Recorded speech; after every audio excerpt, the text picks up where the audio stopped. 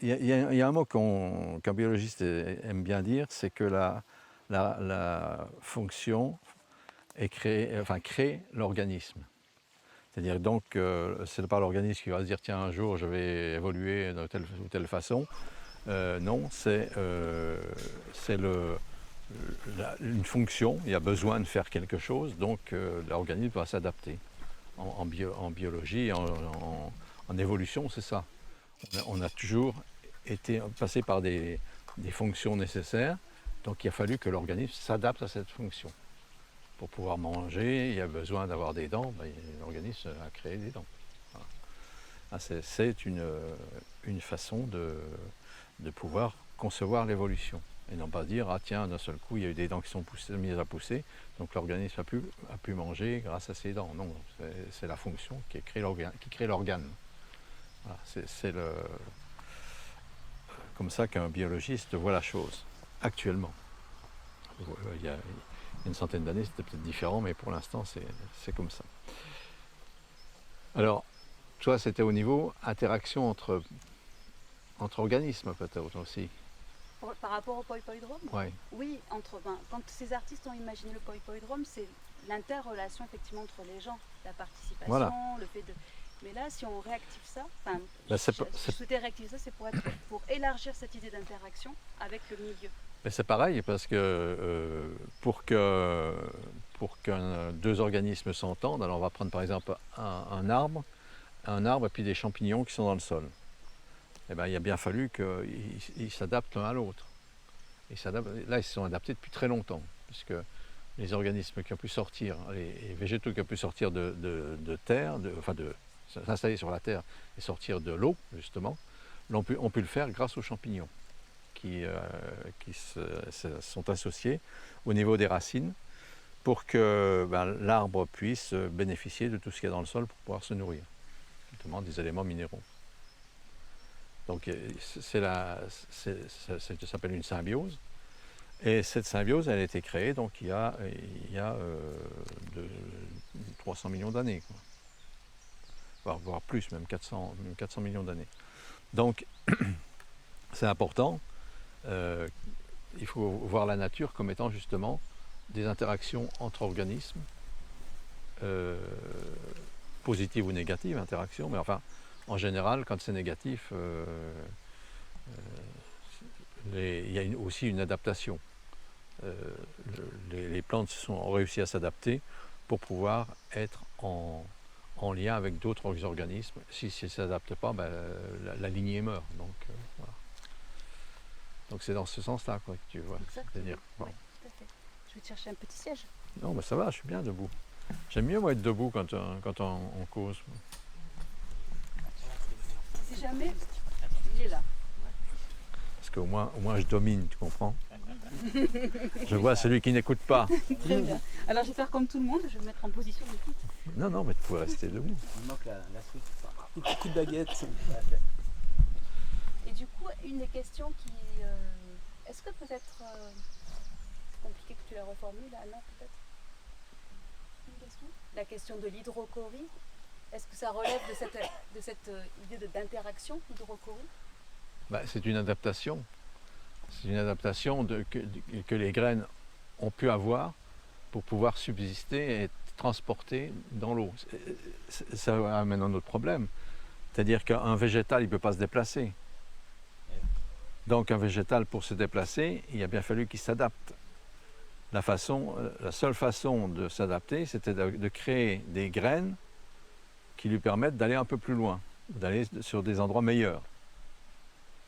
Et donc l'hydrochorie est une possibilité qu'ont eu les graines de s'adapter à l'eau, déjà de ne pas couler, de pouvoir être transportées. Donc souvent, il y a autour de ces graines des sortes de mucilage ou des adaptations permettant de flotter et d'être amené donc beaucoup plus loin. Alors il y a aussi une autre adaptation possible, mais là c'est plus de la graine, c'est le pollen. Chez certaines plantes aquatiques, il a fallu qu'elles créent la possibilité d'être fécondées par du pollen d'une plante voisine.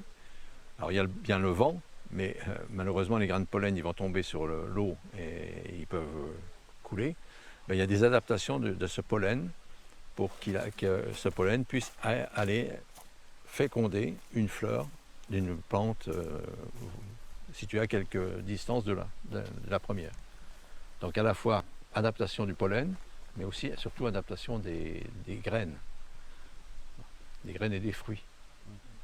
Les graines et des fruits, par exemple, la plus grosse graine qui est transportée par l'eau, c'est ce qu'on appelle le cul de négresse. C'est un palmier qui donne de très très grosses graines qui sont transportées, et là ça va très loin puisque ça va d'île en île. Donc là ce sont des grosses graines mais qui ont des systèmes qui permettent de flotter et pour pouvoir rejoindre d'autres îles. C'est ce qu'on appelle aussi le coco-fesse. Oui, c'est ça. Voilà. Ok. Voilà. Autre question. Ces adaptations, elles se formellement, comment, qu'est-ce qui permet aux graines de flotter? Je crois que vous avez dit un mot. Qu'est-ce qui met aux graines de flotter? Déjà, leur poids ne doit pas être trop important, sauf adaptation évidemment. C'est parfois du mucilage qui est à l'extérieur, qui gonfle et qui permet à la graine donc de ne pas de survivre à la surface de l'eau. Il y a également des possibilités pour certaines graines de démarrer leur germination. Alors je crois que dans ce livre-là, il y a un exemple justement où on a cette adaptation.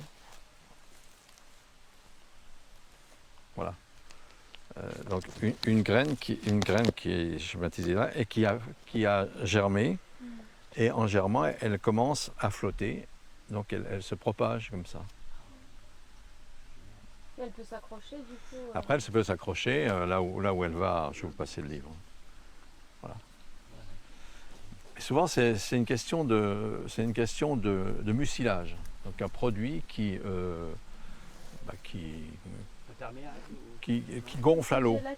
Qui gonfle à l'eau. Mucilage. Ça ressemble à des poils qui se gonflent un peu. Non, non, non. C'est une gélatine, ça fait C'est une gélatine, comme une gélatine. Oui, Ouais, c'est comme ça, le chia, la ouais. graine de chia. Exactement. Le chia, c'est ça. C'est du mucilage qui est autour. Je cherchais un exemple, j'en prenais d'autres, mais le chia est plus connu que voilà. Le lin. Oui, oui, Voilà. c'est ça. Il y a un certain nombre de graines qui, justement, le psyllium aussi.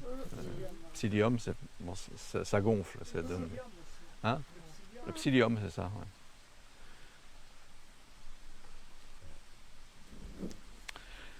Donc, ce mucilage, alors en général, c'est à l'extérieur. Il y a une couche qui, tant qu'elle est sèche, elle est collée à la graine. Et puis quand elle s'hydrate, eh ben, ça donne une bouée autour de la graine.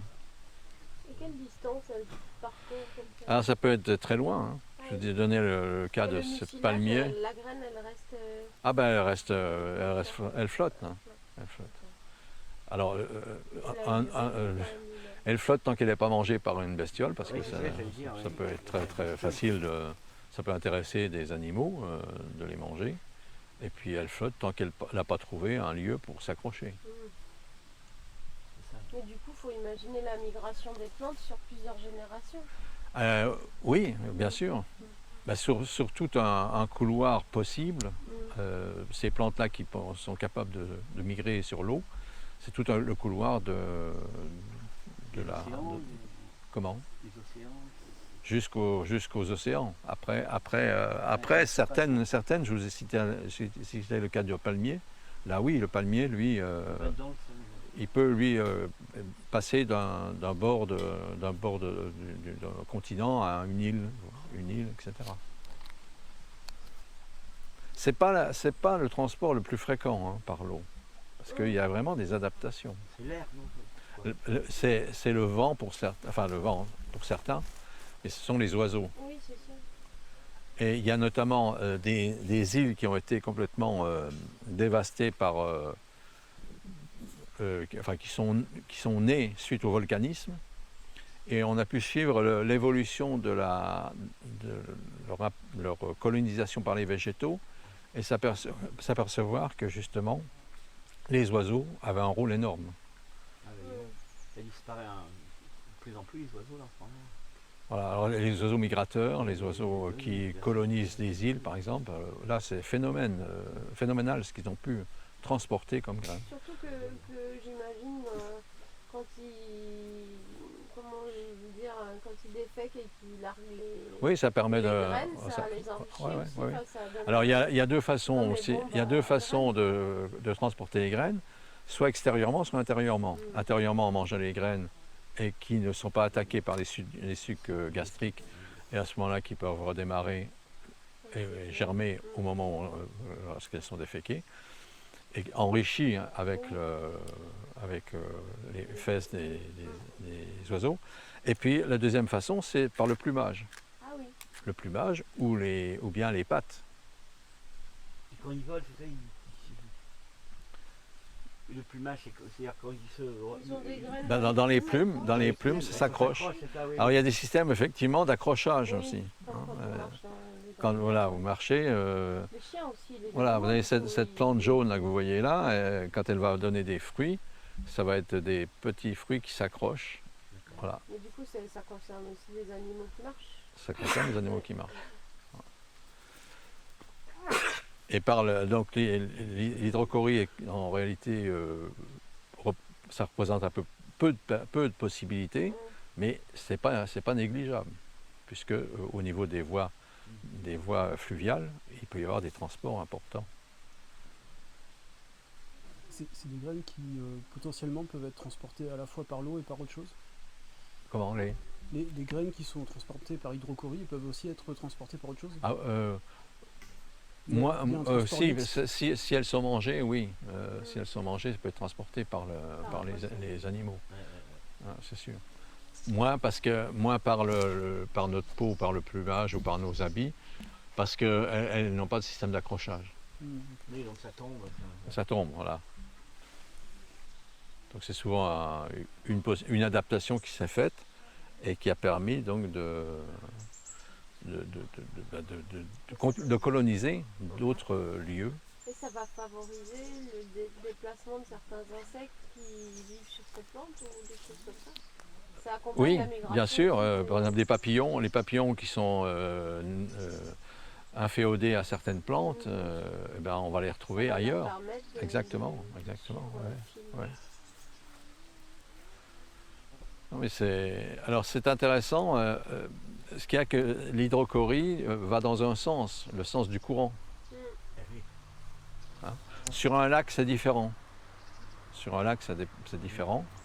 Mais sur une voie fluviale, c'est toujours dans un sens, le sens du courant. Oui, donc ça va là, vraiment. Voilà. Alors il y a aussi eu d'autres colonisations qui se sont faites entre la partie atlantique et la partie méditerranéenne, suite aux canaux qui ont été creusés. Hein, les canaux, c'est important, les canaux, parce qu'effectivement, c'est aussi un moyen de transfert d'un point à un autre qui au départ n'était pas... Par contre, il n'y a pas que... entre la Méditerranée et puis l'Atlantique, il y a eu d'autres phénomènes qui ont permis justement aux plantes de coloniser l'un et l'autre, c'est le tourisme. Oui. Alors là, ça a été énorme. Il y a des plantes qu'on trouvait pas en milieu méditerranéen, enfin qu'on trouvait qu'en milieu méditerranéen, qu'on trouvait pas sur le côté atlantique, et qui ont migré parce que justement, avec les roues des voitures, il y a eu des transferts.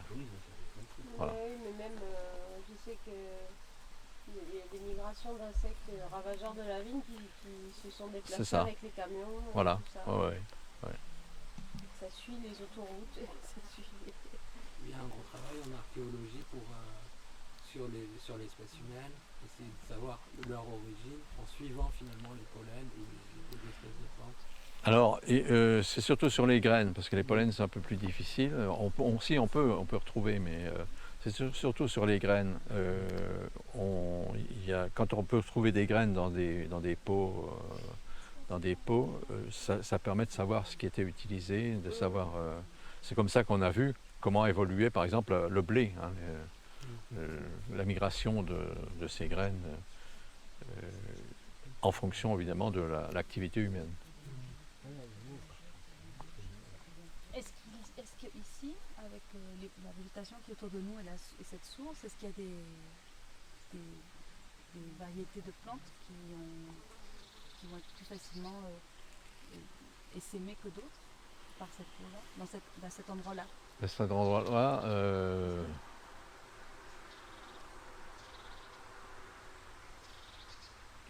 là je peux pas dire. Alors il y a un bon exemple que tu pourrais faire, c'est tu prends du Roundup, tu nettoies tout jusqu'à à 1 kilomètre de là, puis tu vas voir après quelle plante va redémarrer suite à ton traitement. C'est ça l'expérimentation, hein. Malheureusement, c'est comme ça que les scientifiques imaginent des expérimentations, malheureusement. Ils ne sont pas écologistes. Hein. Non. Non, mais c'est pareil, sur une petite zone, c'est pas pareil. Ouais, une petite zone, c'est pas grave. Autre question. Et là, du coup, quand il y a un passage dans une nappe phréatique, est-ce que les graines elles peuvent se déplacer en souterrain et ressortir quelque part? Ah, ça c'est une bonne question, ça. Là, il faudrait expérimenter. Allez, Ben, le problème dans la nappe phréatique, peut-être pas. Il faudrait que, par exemple, supposons qu'il y ait des graines qui soient transportées par de l'eau et que ça arrive ça passe dans le sol, mais pas dans le sol, dans une cavité du sol. dans une cavité. Voilà, une cavité, oui, peut-être. Là, oui, ça pourrait être aussi un transport.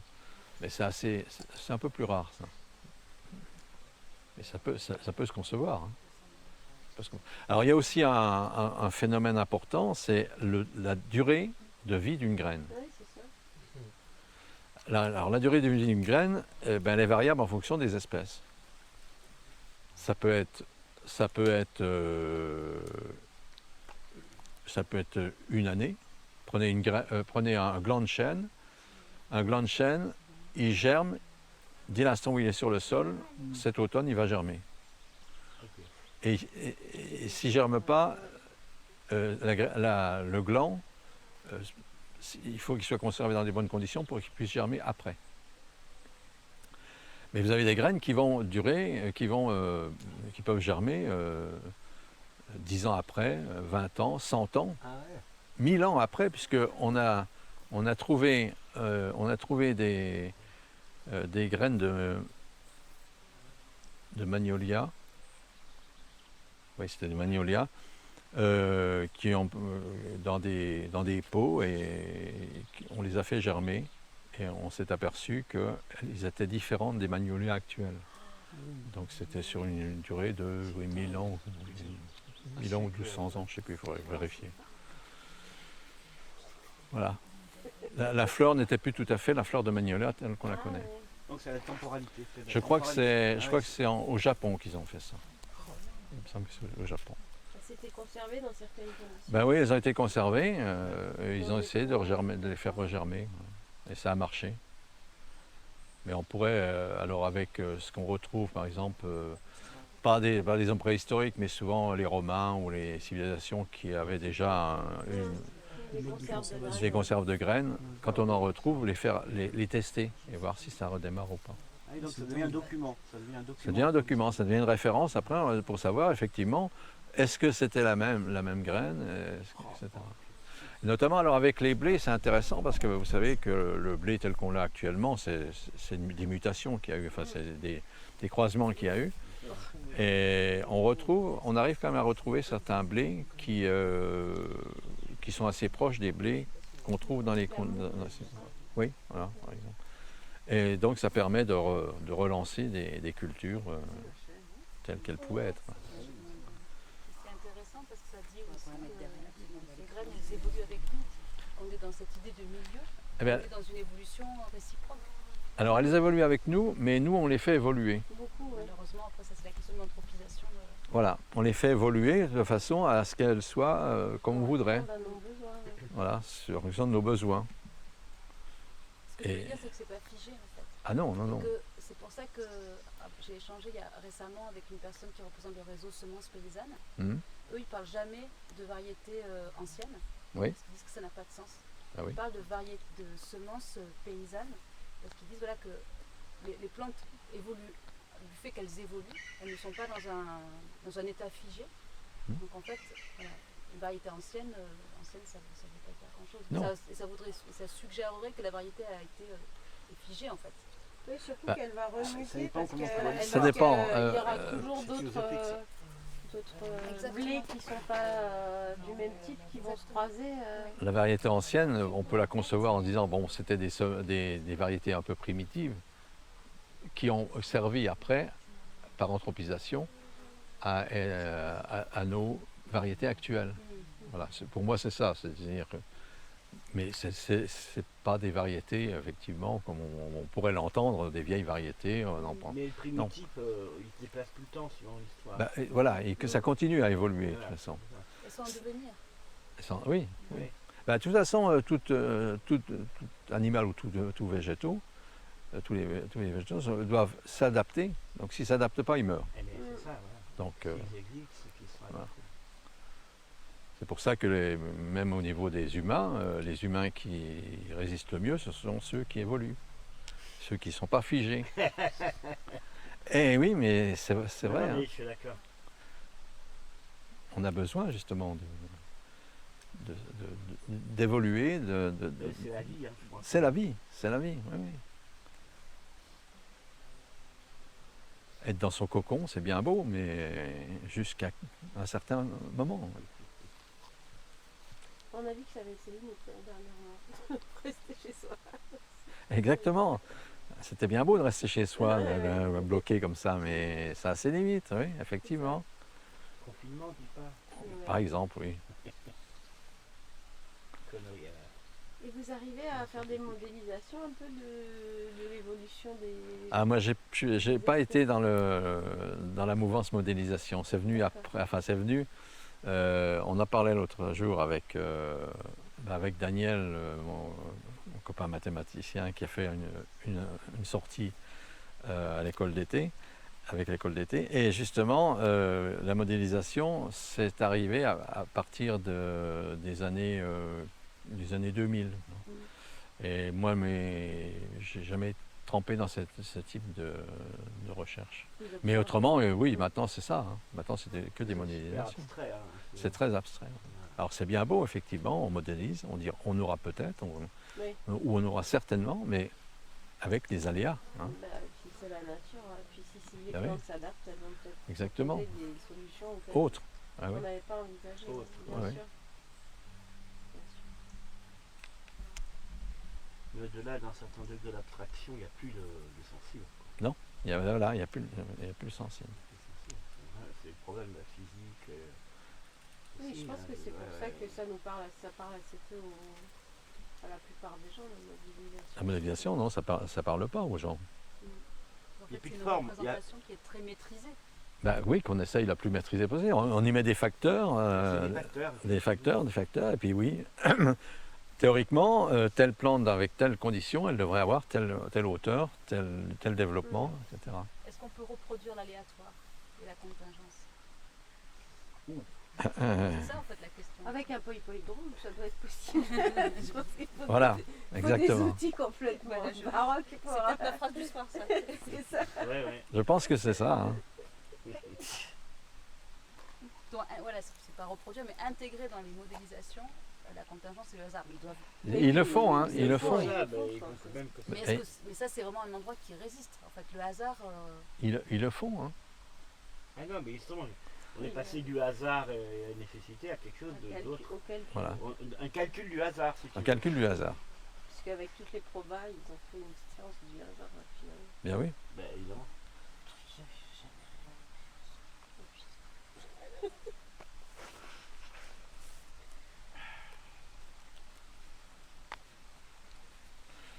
Alors pour en revenir à l'hydrocorie, c'est vrai que quand une plante, quand elle est dans l'eau, au contact de l'eau, elle s'hydrate, il ne faut pas non plus qu'elle germe tout de suite sauf si elle est adaptée.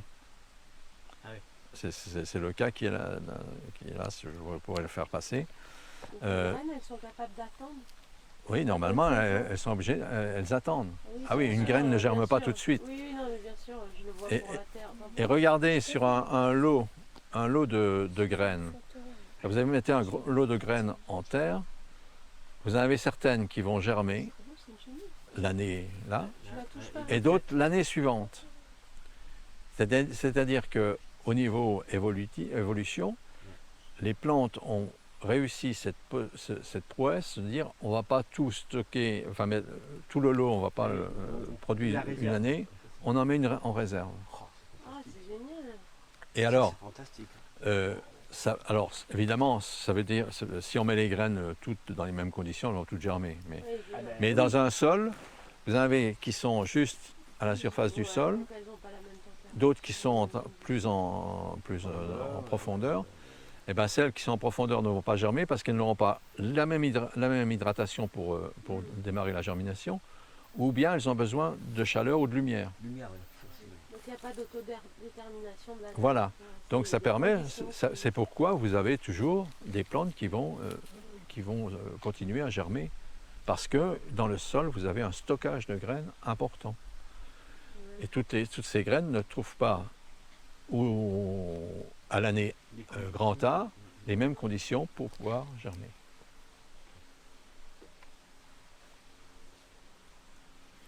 Alors, donc je disais, une graine qui est dans l'eau, elle s'hydrate.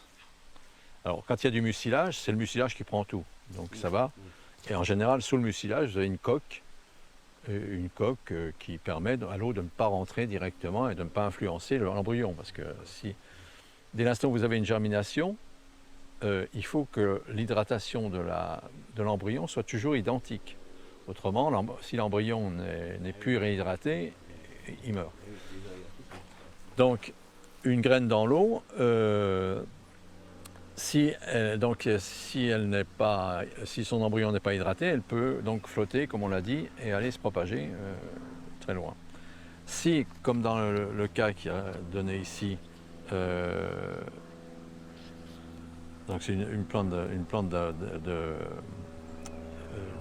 Madagascar et d'Afrique, qui, elle, est capable de germer, à ce moment-là, elle adapte tout un système qui lui permet justement de flotter et d'aller trouver les conditions adéquates pour pouvoir s'installer. Voilà. Alors ce qui est bien, parce que ça, déjà, la graine en elle-même ne sera pas mangée par les animaux qui aiment bien manger les graines.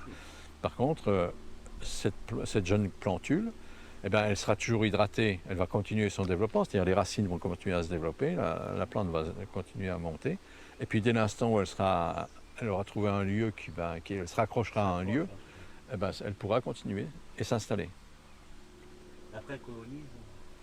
Après, elle va se développer, et puis l'année suivante, elle va... Il y a aussi énormément de pertes. Ah ben c'est ça. Alors ça c'est énorme. La plus grande perte qu'il y a dans le transport, soit du pollen, soit des graines, c'est le vent.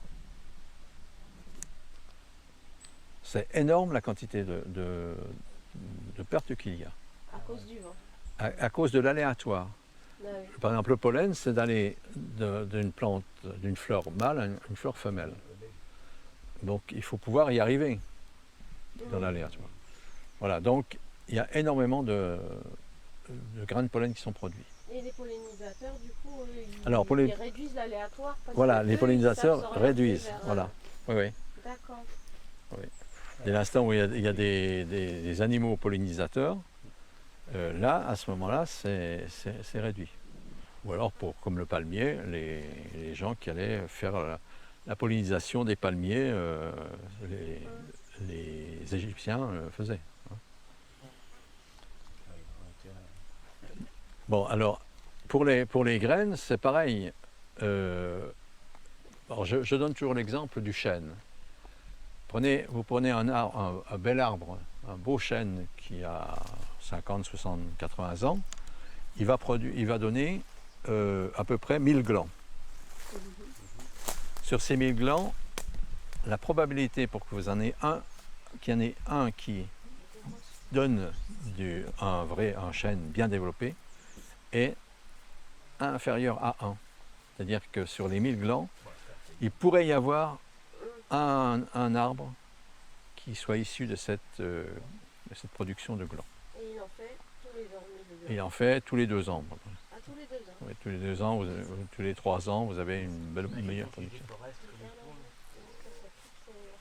Dramatique, hein, la déforestation, c'est là. Oui, oui, oui. Alors, suite en 99, c'était aux tempêtes qu'il y a eu, ils n'ont pas coupé tout, ils ont laissé quelques arbres, ceux qui tenaient encore le coup, pour pouvoir avoir des semences. Ils les appelaient d'ailleurs des semenciers.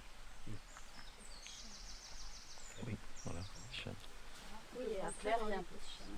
Oui, voilà. Oui, mais après, Mais dans les le petits problème chênes, des petits chênes, c'est que bon, il y en a 1000 qui vont germer, et comme ils sont tous les uns à côté des autres, il y en a déjà un ou deux qui va prendre le dessus, ça veut dire qu'il va empêcher la photosynthèse de se réaliser pour les autres, parce qu'il n'y a pas assez de lumière. Et puis, il va pomper trop d'eau, il va pomper trop d'éléments minéraux. Donc là, il y aura une sélection qui va se faire. Voilà. Donc il y en aura peut-être un. Peut-être qu'il faudra revenir dans 50 ans, voir s'il y en a un de là qu'il faudrait le marquer. Et les autres Peut-être sont que faits la aussi. demoiselle pourra venir. Nous, non, on ne viendra pas hein, contrôler. Anna Tu dis et pas Johanna, oui. Ouais. Ouais. Dans 40 ans. Voilà. Nous, ça reste- Donc il faut aller le noter, puis mettre un rouge, un jaune, un vert. On pourra revenir à l'hydrocorie. C'était parti donc sur les graines. Alors c'est pareil, il y a des graines qui sont transportées par les animaux, hein, c'est sûr.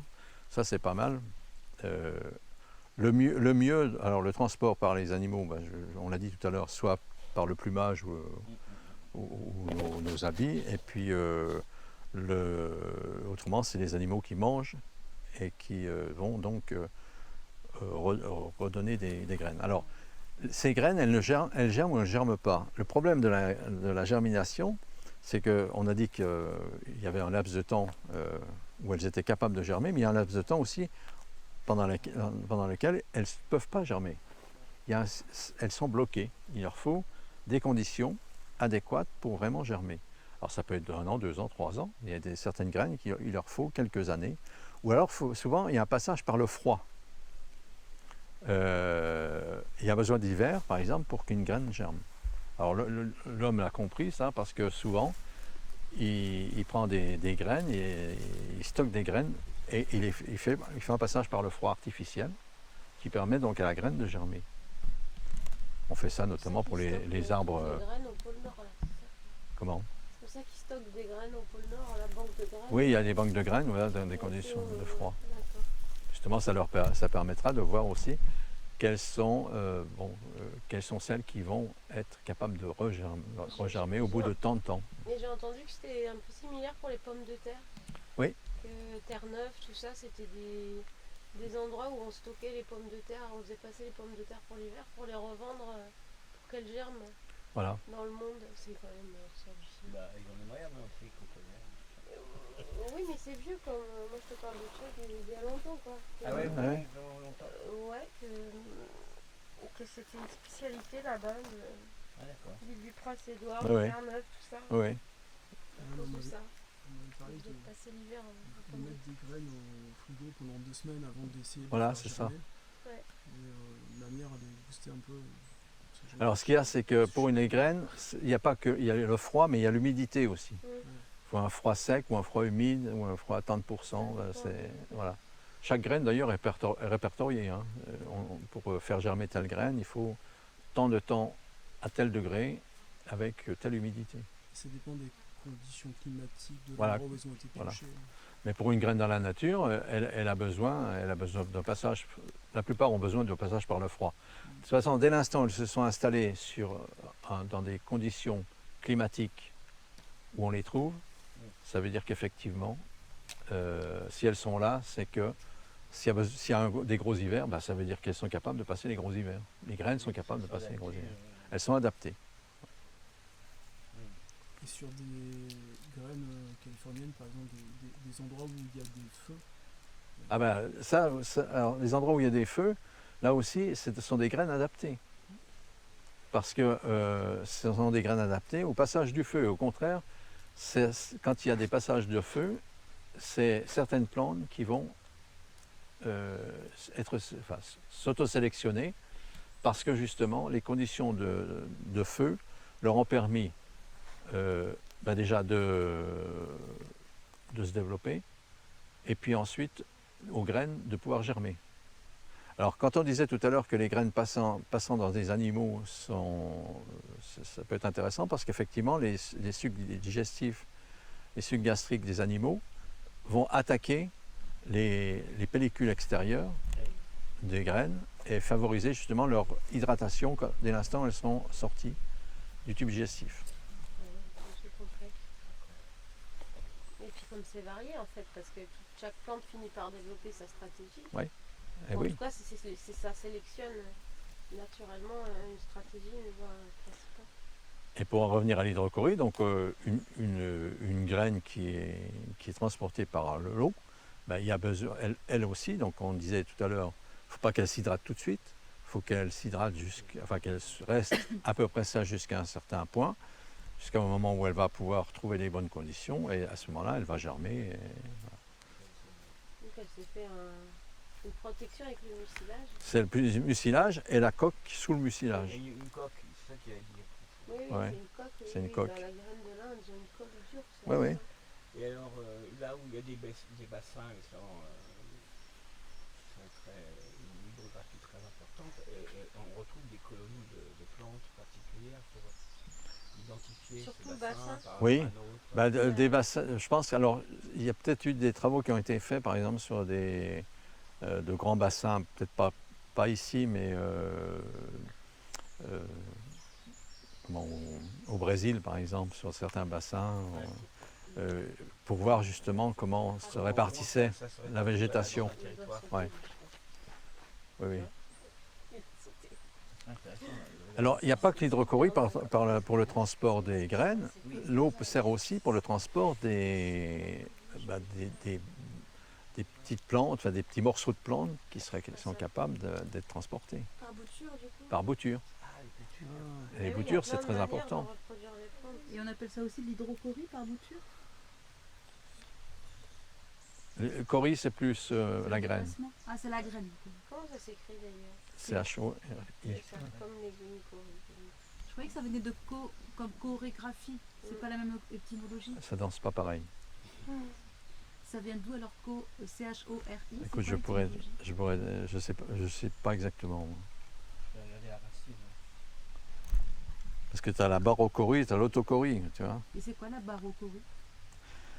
Alors, la barochorie, c'est les organes qui sont dispersés par leur poids.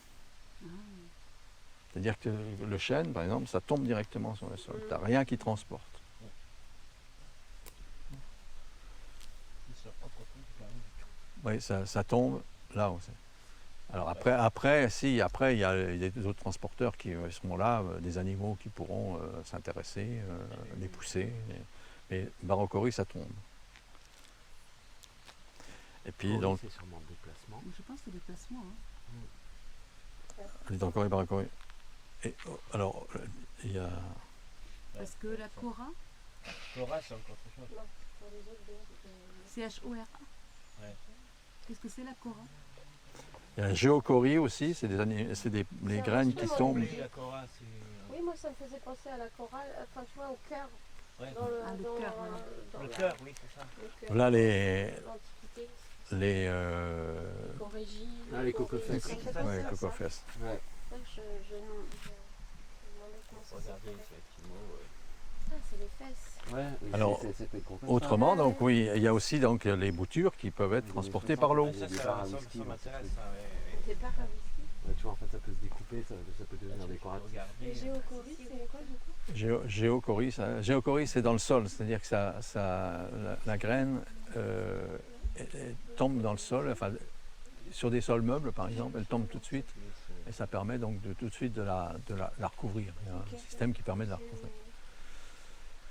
Oui, donc les boutures, alors ça c'est plus courant presque que le transport des graines. Les boutures, ça peut se faire très facilement. Et ça se voit notamment quand il y a des torrents, sur des torrents. Les torrents vont charrier des végétaux, des morceaux ou presque entiers, et qui vont aller s'installer ailleurs.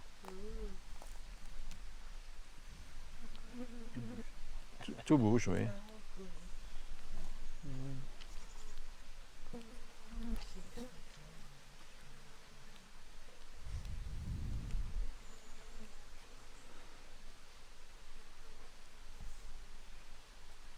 Alors justement, dans une zone comme celle-ci, est-ce qu'il y a des graines particulières qui apparaissent et quelles vont être en mode de dissémination? Déjà, vous avez cette plante qui flotte là. Si elle produit des graines, ça va partir. Bon, il y a la plante entière aussi qui va partir. Vous avez des joncs là. Les joncs, est-ce qu'il y a une tête violette? Non, la tête violette, ça c'est le patoire. Je pense. Ouais. Donc alors la plante flottante, c'est celle-là. Alors, vous avez le cresson, vous avez un certain nombre de plantes qui sont capables d'être transportées. Ouais, les joncs, donc on les voit. Les joncs là, vous avez joncs ou tout ce qui est assimilé à des joncs, plantes d'eau, plantes qui ont les pieds dans l'eau. Ça, c'est courant, ça. Il faut bien que les graines partent ailleurs. Et est-ce qu'il y a des plantes, par exemple, qui ne naissent qui ne peuvent rester que dans ce type D'habitat. Ouais.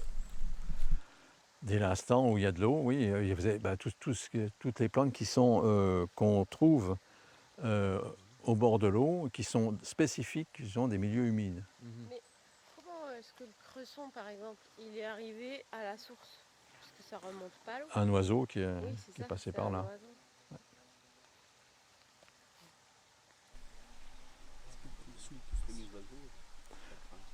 Voilà, il faut supprimer les oiseaux et voir justement. Nettoyer totalement, supprimer les oiseaux. Il faut expérimenter. Donc, C'est ça l'expérimentation. On pourrait proposer ça au Smaglotte. ouais. Vire les poissons, vire les oiseaux, Voilà, un peu de Roundup, ils vont être contents. c'est comme ça qu'on expérimente. Malheureusement, ça a été comme des expérimentations comme ça qui se sont faites. Jusqu'au jour où on a compris que c'est peut-être pas l'idéal de passer par ce stade-là pour comprendre certaines choses. D'où la modélisation sur ordinateur. Ils se sont dit, tiens, Voilà. peut-être qu'on tirera moins d'oiseaux. Je préfère, il va falloir que tu mettes beaucoup de lac.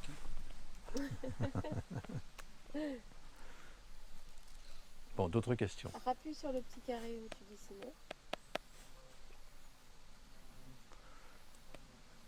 On a une question. Ben, je cherche, mais... Tu vas en trouver une. Là. Et pourquoi il n'y a pas d'ortie?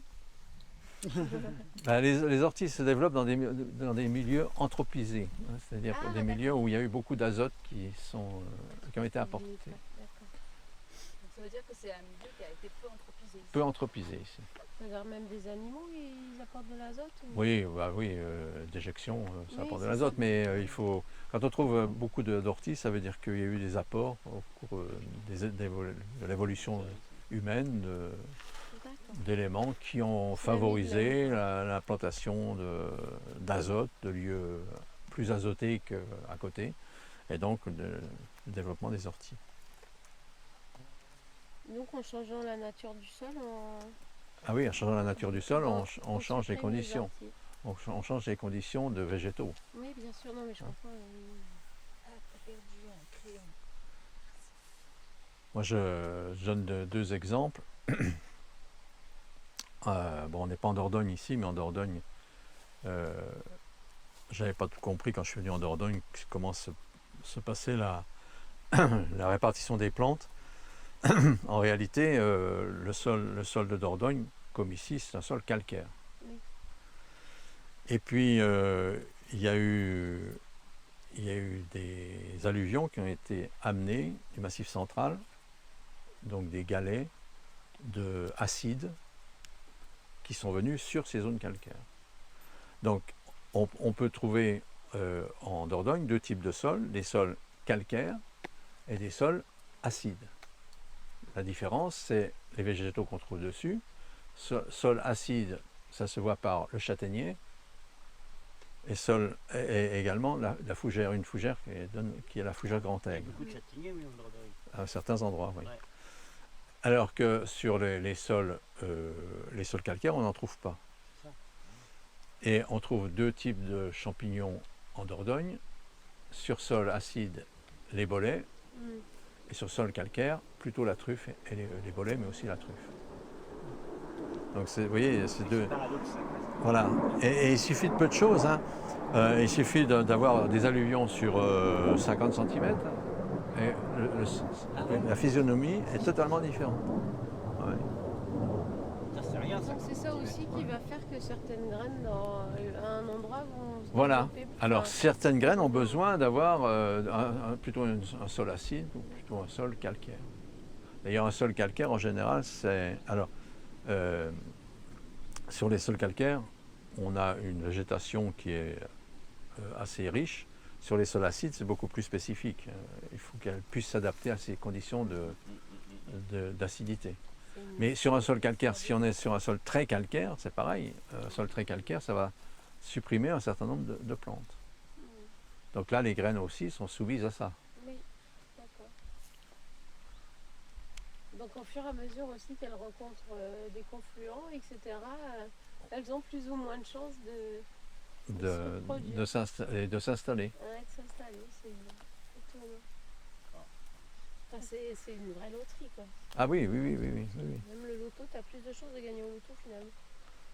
Je vais me mettre Et puis il y a des plantes alors, qui s'en fichent totalement, calcaires ou acides, ou même plus argileux, ou même plus limoneux, pas de souci, elles vont s'installer.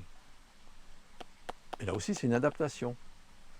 Parce qu'elles vont être un peu différentes de leurs cousines qui poussent dans Voilà, d'autres conditions. elles sont, celles qui, par exemple, qui s'installent sur des sols très limoneux ou très argileux, il faut y vivre sur ces sols-là. Hein, beaucoup d'eau, et puis l'eau stagne. Et puis quand il fait froid, quand il fait sec, à ce moment-là, ça fissure. Hein, c'est sec. Donc il faut quand même s'adapter, avoir une possibilité de vivre dans ces conditions. Ce que je trouve étonnant, moi, sur des plantes aquatiques là, qu'on a prélevées, qui poussent dans le Lot, c'est qu'en fait, on dirait qu'elles ont des feuilles, mais en fait, c'est comme des plumes un peu, ça fait des poils. Là aussi, il y a Une des adaptations. Oui, sur les plantes. Ça pousse, c'est vraiment enraciné dans le sol du Alors, fleuve, sur les bords, sur les berges. Les plantes Tu vois, ça fait des plumes. qui vivent dans l'eau déjà sont adaptées. Il y a Quand des, c'est dans l'eau, on dirait des feuilles. Tu il y a vois, des on adaptations. voit, Et ce sont des plantes qui sont très peu lignifiées. ça veut C'est-à-dire dire quoi? Lignifiées, une lignification, c'est des transformations de la paroi des cellules pour qu'elles soient dures, qu'elles puissent monter. Les arbres ont pu monter parce que justement, elles ont produit du bois. Et du bois, c'est de la lignine. Ah oui, d'accord. Et sur ces plantes-là, il y a très peu de vaisseaux.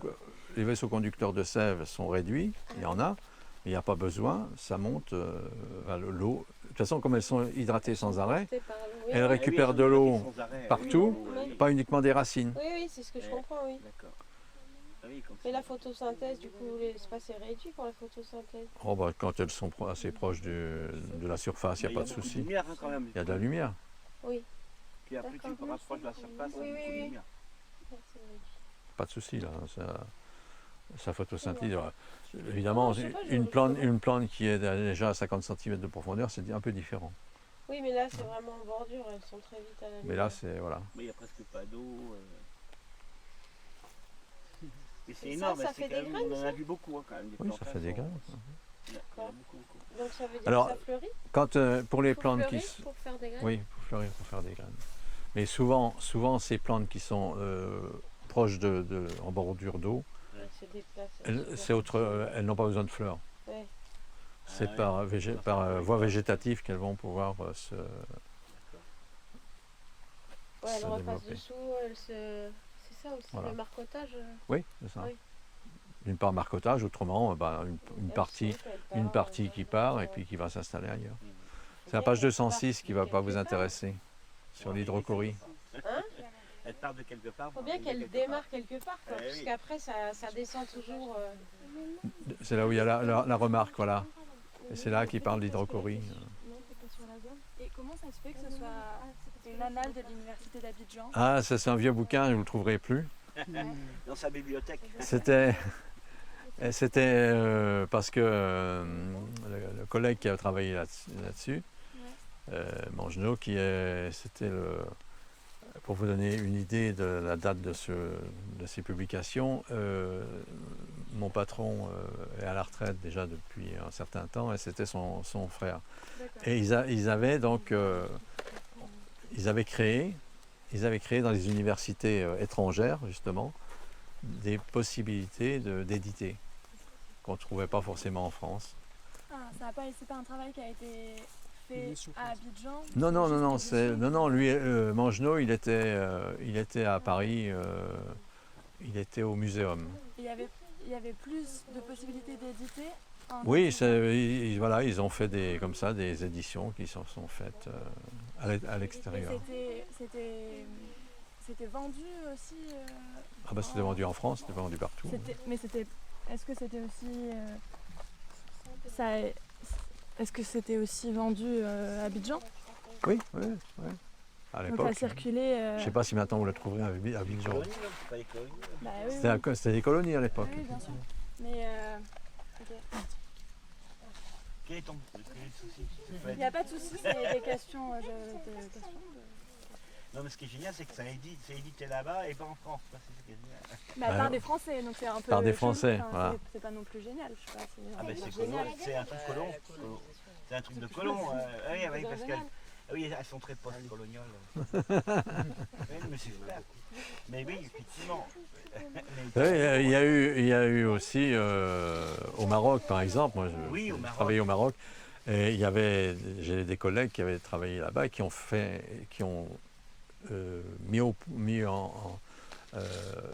permis après au Maroc, au gouvernement marocain, de développer les universités parce qu'ils avaient créé des universités qui étaient très actives.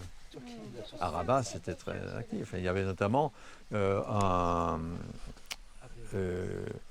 parallèlement à l'université, j'avais des collègues qui travaillaient un peu comme le CNRS. Ok. Et ils avaient une connaissance du milieu marocain qui était extraordinaire. Alors après, ça a permis aussi au gouvernement de pouvoir lancer d'autres universités et partir sur à partir de ce qui avait été fait à Rabat. D'accord. C'est pareil à Abidjan aussi, il y a eu ça, il y en a eu ailleurs aussi. Enfin voilà. En botanique particulièrement? Ben, souvent alors, dans ces pays, les botanistes se sont fait plaisir parce qu'ils ont démarré des études qui n'existaient pas. Les géographes. D'accord. Les géographes, les botanistes et les écologistes aussi. Hein. L'écologie, par exemple, telle que ça s'est développé après sur Montpellier, ça a démarré au Maroc. Voilà, parce qu'il y avait au Maroc les conditions idéales. Je parle du Maroc, mais ça, pour d'autres pays c'est pareil. Les conditions idéales qui permettaient de comprendre l'influence des facteurs écologiques. Voilà. C'est pour ça que... Je vous scanne votre L'histoire est toujours complexe. Parce que celui-là, Je crois que oui. celui-là, je pense pas que vous le trouviez. Il n'existe pas. Ouais, Non, mais vous en doutez. Moi, ça a été un bouquin de référence tel que ça a été développé. Là, pour moi, alors évidemment, maintenant, mes collègues qui font de la botanique, ça n'a plus rien à voir. Mais je trouvais que c'était un bouquin qui permettait de comprendre des tas de choses.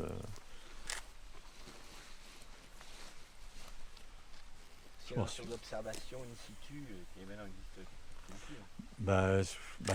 Déjà, alors, je me demande comment les étudiants font de la botanique, parce que pour faire des sorties, ça a été une catastrophe. Pour faire des séances de travaux pratiques, pareil.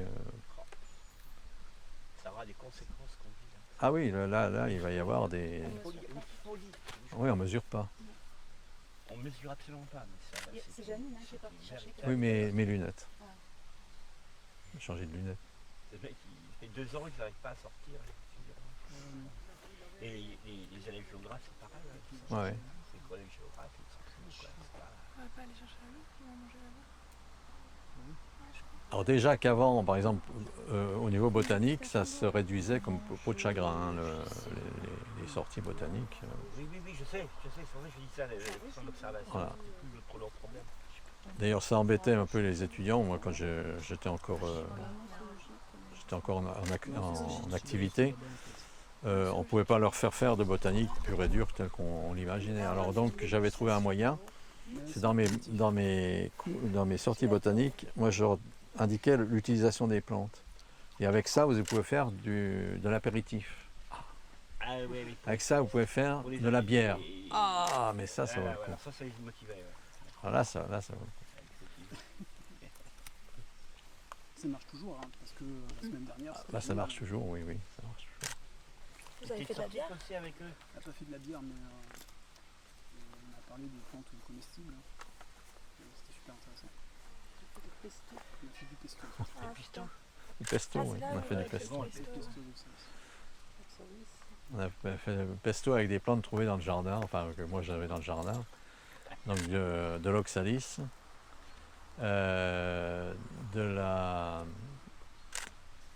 du pourpier. Qu'est-ce que j'avais amené? Comment? Ah oui, j'avais mis une noix de Périgord, de l'huile de noix. Ah oui, c'est pas Les noix, c'est quand même un truc. La noix,